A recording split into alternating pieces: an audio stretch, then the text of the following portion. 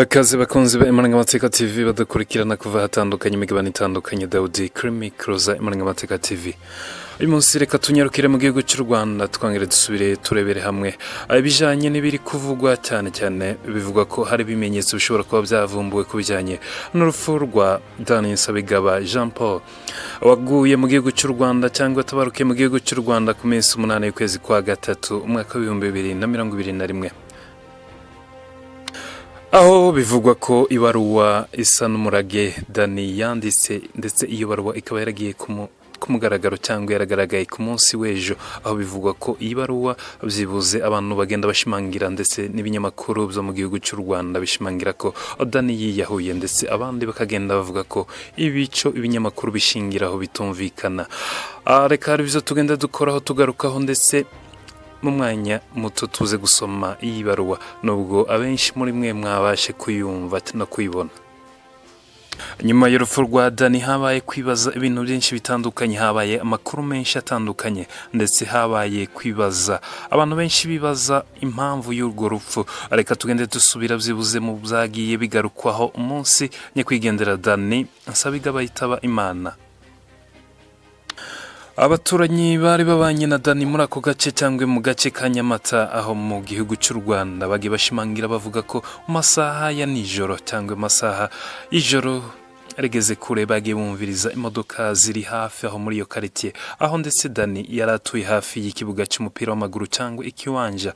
Ikindi kandi twagiye dushingiraho umuyobozi w'itsinda cyangwa ministries anyakwigendera Dani yabarizwagamo yakoranye ikiganiro n'ikinyamakuru ca Isimbi. Hanyuma ico kinyamakuru yagiye gitangariza ndetse atanga ingingo zumvikana ko Dani ashobora kutiyahura cyangwa Dani atari muri kategori y'abantu bashobora kwiyahura.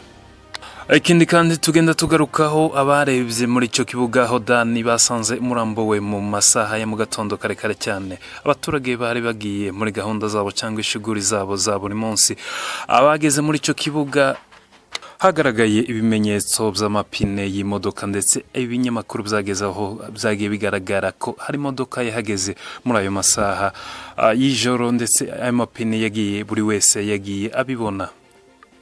Ikindi kandi cyagaragaye n'uburyo Dani umubiri we wa nyakwigendera Dani Jean Paul Nsabigaba umubiri we nta sinyale cyangwa sinye nimwe wigeze ugaragaza ko ashobora kuba yiyahuye cyangwa afite ikimenyetso. Muri ayo masaha y'abamusanze mu gatondo bagerageje gushaka byibuze babura sinye igaragaza ko Dani ashobora kuba yiyahuye. Wibuke ko uwiyahura cyane ko ufite n'imbaraga ugomba byibuze kwikomereza, dore ko Dani yari hagati y'ibyuma by'amapoto mu kibuga cy'umupira w'amaguru cyangwa mu magoro y'ibyuma.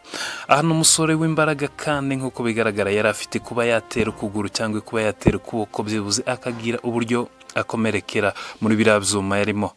Kubera ko ugenzura ndetse unareba ndetse uwakurikiranye uburyo abantu bapfa, ureba no muri koma, umuntu uri muri koma ugize igihe arwaye, yaje gucikana cyangwa yaje kurangiza cyangwa kwitaba Imana, habaho imbaraga zidasanzwe aho usanga umuntu yitera akagera kure cyane cyangwa hejuru. Ibi rero nta kimenyetso na kimwe kiri hano kigeze kigaragara uwo munsi byibuze ngo kigaragarira abaturage ko nyakwigendera Dani Jean Paul ashobora kuba yari yahuye. Ndetse abagerageje kureba umwenda wakoreshejwe aho byagiye bigaragara ko uwo mwenda nawe nta mbaraga wari ufite zo kwica umusore ufite ibiro bingana nk'ibyo Dani yari afite. Kandi urupfu rwo kwiyahura nubwo ushobora kuba wiyahura ubishaka, ariko iyo bigeze mu gihe cyo gupfa ntushobora gutuza ngo byikore byonyine, ugomba gukoresha imbaraga ndetse ukarwana n'ibyo urimo, kubera ko umubiri gutandukana burya n'umwuka biba bigoye.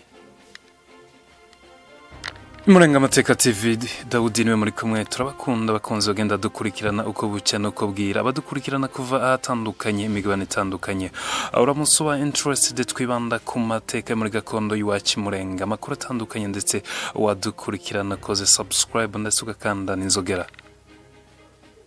Ikindi twongera kugarukaho reka turebe ku byagiye bivugwa mu itangazamakuru cyangwa ibitangazamakuru zo mu gihugu cy'u Rwanda bitandukanye, aho ibinyamakuru bitandukanye mu gihugu cy'u Rwanda byagiye bishimangira bivuga ko nyakwigendera Dani Nsabigaba Jean Paul ashobora kuba yariyahuye, ndetse ibinyamakuru byinshi bigenda byemeza ubu buryo, aho hatabaye kwemeranya ndetse n'abantu batandukanye bagenda bavuga ko ubwo buryo butumvikana, kubera ko ndetse tubikure mu Rwanda reka tuje no mu muco wa kinyamurenge, kubera ko burya umuntu arashobora kuba mu gihugu ariko afite inkomoko, hari imigenzereze ndetse twagiye tubona abantu biyahura, twe turabishyira muri gahunda cyangwa mu buzima bw'imico yacu, turebe ko byakorwaga ndetse n'uburyo imigenzereze yabyo cyangwa inzira byakoragamo cyangwa babikoraga.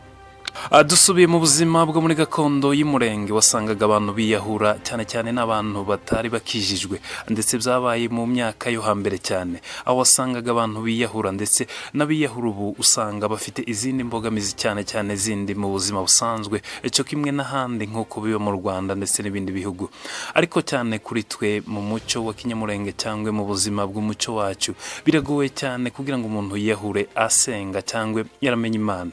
Ikindi kandi biba bigoye kugira ngo umuntu agere mu rwego yiyahura asabana n'abandi bantu, ni ibintu abantu benshi bagiye bakurikirana kandi bazi.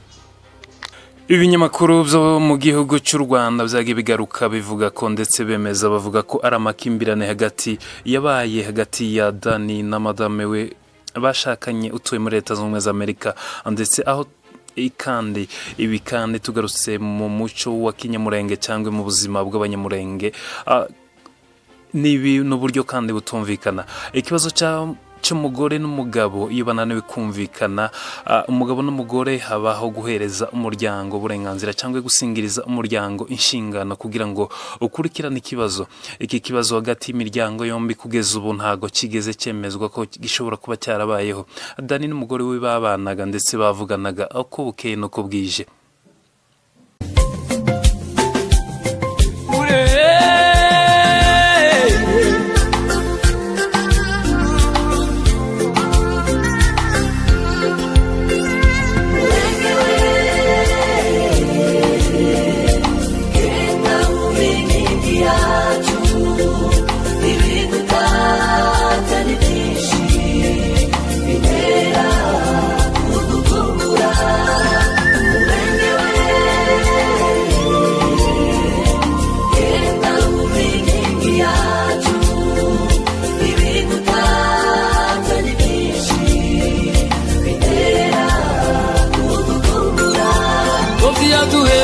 gakondo bwiza bw'abasogokuru ntaho natugereranya abawe iyo turi urukumbuzi rutugeze habi.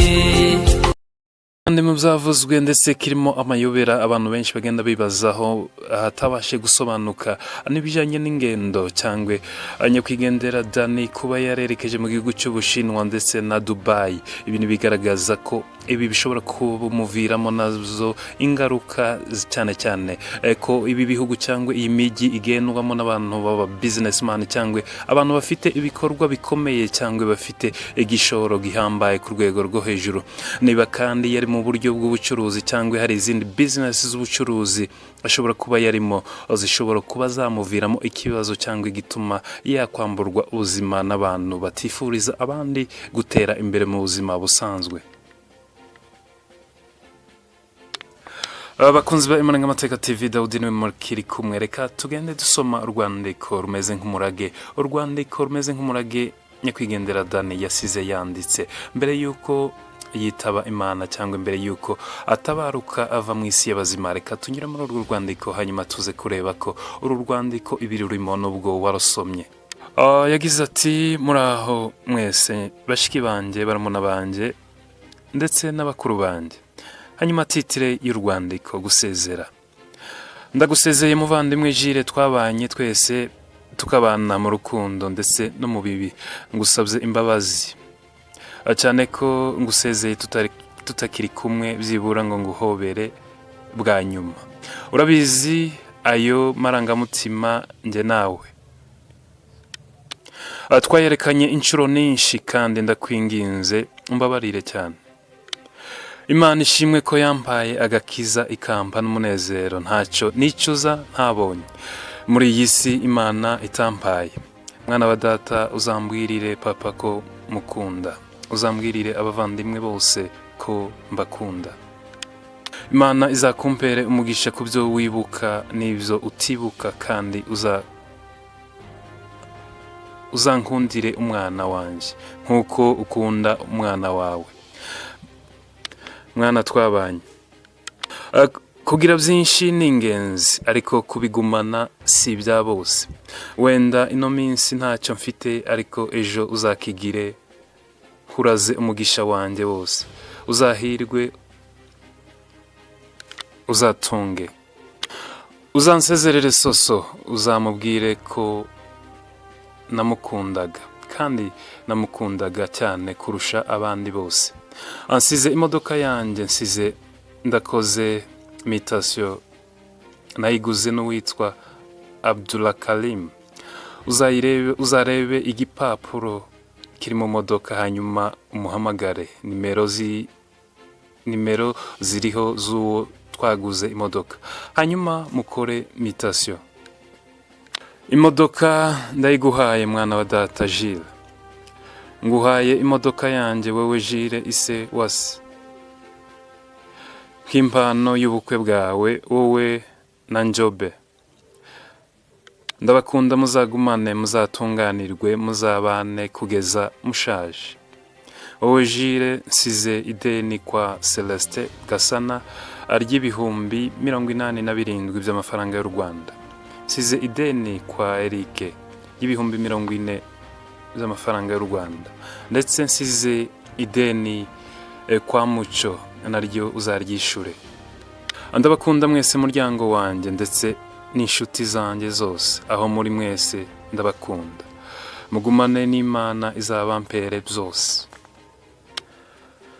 Abakunzi ba Umurage TV badukurikirana ahatandukanye mu bihugu bitandukanye, rero twarimo dusoma urwandiko, n'urwandiko rw'umurage. Koko harimo umurage wuje abantu bakoresha inyandiko nk'izi, cyangwa abantu baraga muri uru rwego.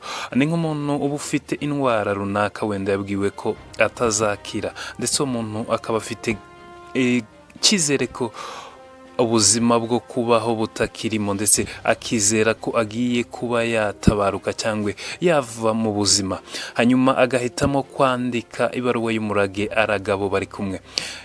Ubuzima nk'ubu twage tubona, wenda dusubiye mu mateka gato mu muco wo muri gakondo iwacu, ubuzima bwagiye bubaho aho ababyeyi bagiye baraga abana babo, ariko iki gihe biba kandi mu gihe umuntu yiteguye gupfa. Twage tubabwira ko kwiyahura mu muco wacu, niyo twasubiye mu muco wacu wa kinyamurenge, kubera ko ntawe ushobora kwibagirwa inkomoko ye, burya ntibibaho. Bigora cyane kugira ngo ubone umunyamurenge ushobora kuba yakwiyahura hanyuma akavuga Imana mu kanwa ke, kubera ko n'umwana byibure muto utangiye kumenya ubwenge, uzi gusenga, umunyamurenge azi ko uwiyahura adashobora kuja mu ijuru, ndetse uwakijijweho n'akarusho. Icyo gihe ufite kwiyahura ntashobora kuvuga bimwe mu buzima bw'Imana, cyangwa ntashobora kuvuga ibijyanye n'ubundi buzima bwo kuzongera guhura n'abavandimwe. Icyo mu cyizere ndetse no mu myizerere y'agakiza abanyamurenge bazi ntikirimo. Kandi nyakwigendera Jean Paul Dani yari umwe mu basore bazwiho ingeso z'ubukristo, cyangwa agakiza gasobanutse. Ikindi cyagaragaye kuri izi nyandiko, cyangwa kuri iyi baruwa y'umurage nyakwigendera Dani yasize yanditse, nuko yagiye atera umukono cyangwa asinya buri page yagiye yandikaho. Yanditse muri agenda yiwe, hanyuma buri page agenda ayisinyaho. Yanditse kuri page zigera kuri 4 zose hariho sinyatire yiwe. Ariko batandukanye nanone haracyarimo kwibaza, ntese izi nyandiko kuki zigaragaye iki gihe, kuki zigaragaye hashize igihe kirekire? Ni ibintu abantu benshi bagiye bibazaho, cyane cyane bari bategereje iperereza y'ibivugwa ku bijyanye n'urupfu rwa nyakwigendera Dani waguye mu gihugu cy'u Rwanda.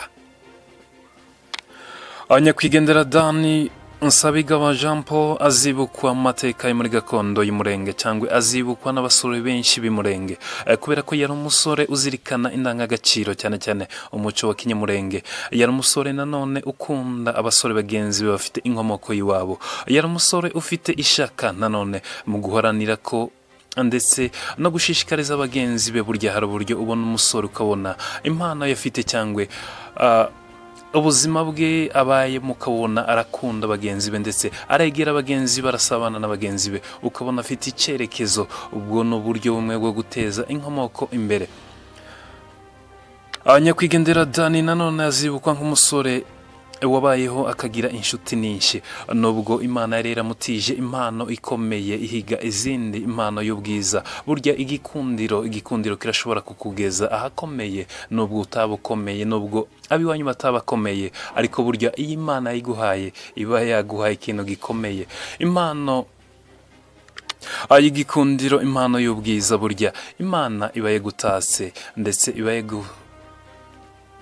iba guhaye bimwe mu buzima bw'ibanze buzagufasha ndetse bukakugeza n'ahakomeye no kubakomeye. Dawudi niwe mwari kumwe muri studio za Murenga Amateka TV. Bakunzi turabakunda kandi mukomeze mudukurikirane.